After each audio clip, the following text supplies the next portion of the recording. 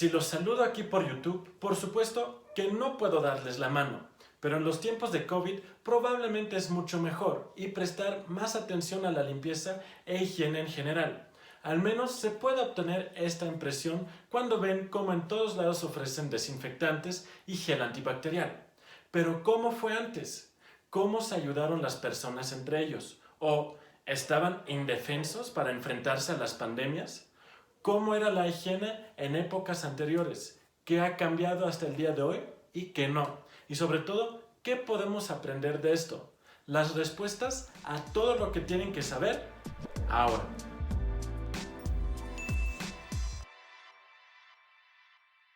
Donde sea que viva la gente, en la ciudad o en los pueblos, surge una pregunta importante.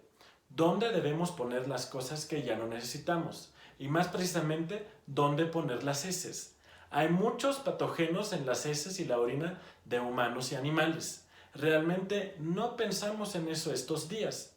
Tenemos inodoros y simplemente podemos jalar la cadena para deshacernos de la suciedad. Los antiguos romanos ya se les ocurrió esta idea antes. En las grandes ciudades romanas había baños en los edificios que estaban conectados directamente a las alcantarillas. Esto es grandioso. Sin embargo, solo había baños de este tipo en las plantas bajas, y no muchos. En cualquier caso, muy pocos para las muchas personas que vivían en casas así. Si vivían en un piso superior, de alguna manera tenían que conservar sus heces. Imagínense que tengan una olla llena de excrementos en un rincón en pleno verano romano. Claramente, los romanos estaban tratando de deshacerse de sus heces rápidamente. Alrededor del año 100, el poeta Juvenal escribió lo que es caminar a casa en Roma por la noche. Las heces se vierten por la ventana por todas partes. Si te golpea una cascada así, incluso puedes ser feliz, porque a veces la gente tira sus macetas de barro completas y llenas por la ventana. El poeta escribe: cualquiera que esté en Roma de noche debería haber hecho su testamento. Definitivamente es una exageración, pero incluso existían leyes que regulaban lo que sucede si alguien resulta herido o incluso muerto por una olla fecal. Tirarlo por la ventana era la forma habitual de eliminar la orina y las heces en las ciudades europeas hasta el siglo XIX. Se puede leer en libros antiguos del Consejo quejas de los ciudadanos de que fueron mojados por una lluvia así. Pero ahora volvemos a la antigua Roma y los baños ahí. Suelen estar al lado de la cocina para que estén calientes incluso en invierno. El riesgo de contraer enfermedades es alto. Además, todavía no existen sifones, es decir, una trampa de olor. Entonces, cuando hay agua alta, todo lo que debería ir a los baños se empuja hacia las casas y hacia las calles. Las inundaciones ocurren un par de veces al año y no es mucho mejor cuando está seco. Entonces los ríos se convierten en caldos apestosos que apenas pueden fluir. Definitivamente no se debe beber el agua de los ríos debajo de una ciudad. Si hay una ciudad junto al mar, las heces simplemente se eliminan ahí. Pero el método más común es construir canales que terminen en algún lugar fuera de la ciudad, como en campos donde toda la basura se filtra cuando se convierte en líquido. Otro método es que las heces sólidas se recogen en la ciudad y luego se arrojan enteras en un prado. Lamento esos detalles históricos, pero lo diré de esta manera. Todo es absolutamente orgánico. No existía papel higiénico, por lo que tampoco se pudo contaminar la región. A los romanos les gusta usar esponjas. En ese entonces ya había una esponja por inodoro. Están hechas de la estructura esquelética de esponjas, animales marinos vivos en el Mediterráneo. La mayoría de la gente en las ciudades usaban su mano, se las lavaban, pero aún así no está particularmente limpia. En el pasado, no solo gente vivía en las ciudades europeas, sino también una gran cantidad de animales, bueyes y burros, que se pueden utilizar para transportar cargas pesadas, caballos, vacas, cerdos, cabras o gallinas. Quizás había un cuartel de caballería en una ciudad más grande de la Edad Media o en los primeros tiempos modernos. Eso significaba 1000 jinetes y eso significaba 2000 caballos, cada uno de los cuales produce 5 kilogramos de estiércol y paja todos los días. Así que un cuartel de caballería solo produce 10 toneladas de heces al día. Pero eso es solo una pequeña parte. Hay un tanque séptico al lado de cada casa en una ciudad. Imagínense lo que eso significa para la salud de las personas. En Roma al menos hay enormes acueductos que traen agua fresca, pero en Viena, París y en Londres el agua potable está prácticamente siempre contaminada con bacterias y otros gérmenes. El cólera rabiaba prácticamente todo el tiempo. Esta es una enfermedad diarreica infecciosa. En total, hay que decir que la gente tenía razón en ese entonces en que sospechaba que las cosas dañables también pueden llegar a las personas a través del agua. La respuesta correcta, como la conocemos hoy, definitivamente sería beber agua limpia. Lamentablemente nuestros antepasados sacaron conclusiones equivocadas.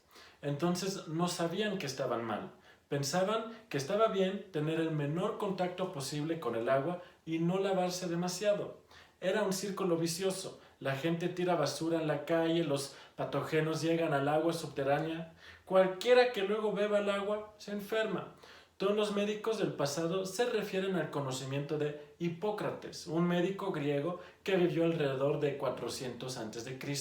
Y este Hipócrates es considerado el padre de la medicina moderna.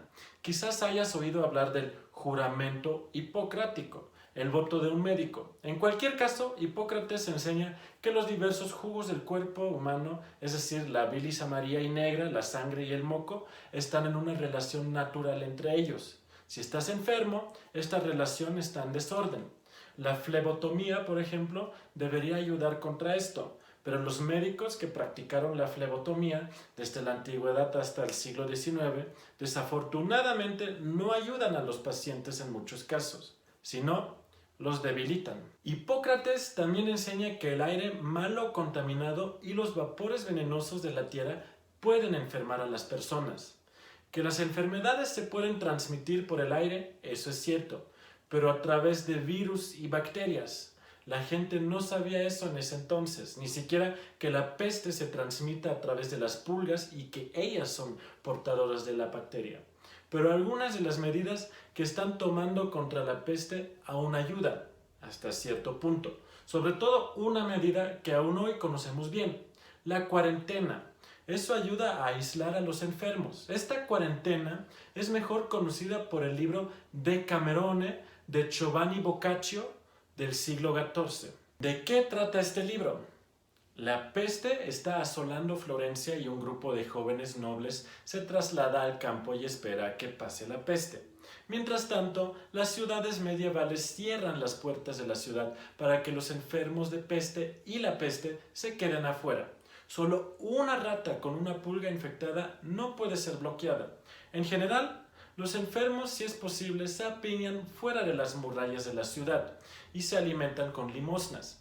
Por un lado, hacían esto para protegerse. Por otro lado, la enfermedad fue considerada un castigo de Dios por el comportamiento pecaminoso.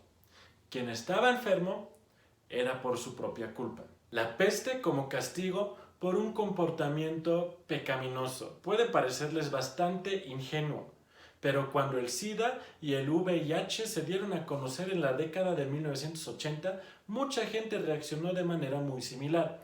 Pensaron que el SIDA es un castigo por comportamiento inmoral, por ejemplo, para el sexo entre personas del mismo sexo.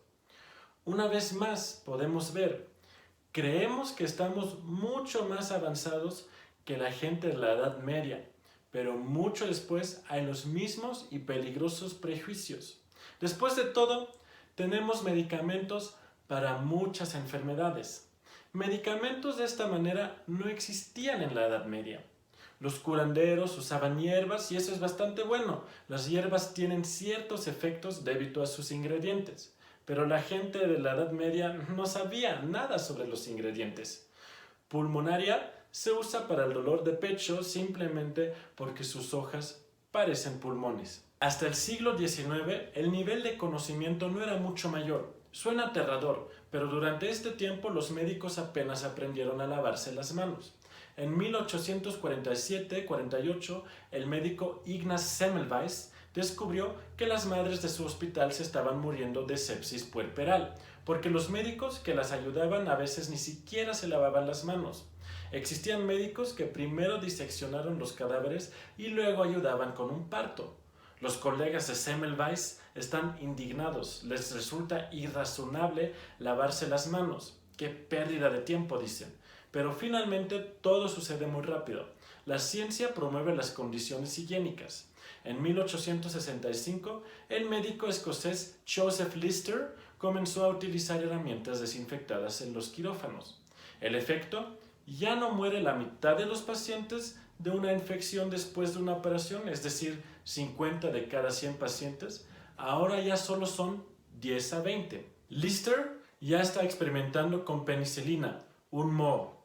Robert Koch y Louis Pasteur encuentran formas de combatir específicamente los microorganismos. Están revolucionando la medicina. Koch, quien también recibió el Premio Nobel de Medicina, descubrió que las enfermedades son causadas por miniorganismos, por bacterias. Junto con sus compañeros, asegura que se puedan desarrollar nuevas terapias y se tomen medidas preventivas. En 1891 se convirtió en director del Instituto Real Prusiano de Enfermedades Infecciosas. Este luego se convierte en el Instituto Robert Koch. El bacteriólogo fue llamado en busca de ayuda en la última gran epidemia de cólera en Hamburgo en 1892, en la que murieron más de 8.500 personas. Koch ordena cuarentenas, los eventos están cancelados, las escuelas están cerradas. ¿Les suena familiar? También se realizan desinfecciones. Para entonces la gente usaba carbol, lo que hoy conocemos como fenol. Y todas estas son medidas que todavía conocemos y llevamos a cabo hoy. En el siglo XIX, la gente entendió que la higiene era importante. La palabra higiene proviene del griego y significa el arte que sirve a la salud. Lavarse las manos con jabón. En el siglo XIX se impuso otra cosa muy banal que fue de gran ayuda higiénica: la ropa interior. En el pasado, la gente, especialmente los campesinos y trabajadores, no se paraban frente al armario durante media hora y se preguntaban: ¿qué me pondré hoy? Usualmente solo tenían una bata, que por supuesto rara vez se lavaba porque era necesario usarla a diario. La ropa interior, por otro lado, se lava con regularidad. Así que tenían ropa limpia en su cuerpo y luego se ponían sus prendas encima. Este es un gran paso adelante, especialmente en términos de higiene. Si hoy, durante la pandemia del coronavirus, se sabe que no debemos estornudar en la cara de otras personas, sino en el pliegue de nuestro brazo, o que debemos lavarnos las manos, entonces notarán que aún hoy las reglas básicas de higiene no se están cumpliendo tanto como se tendría que, y darle la debida importancia.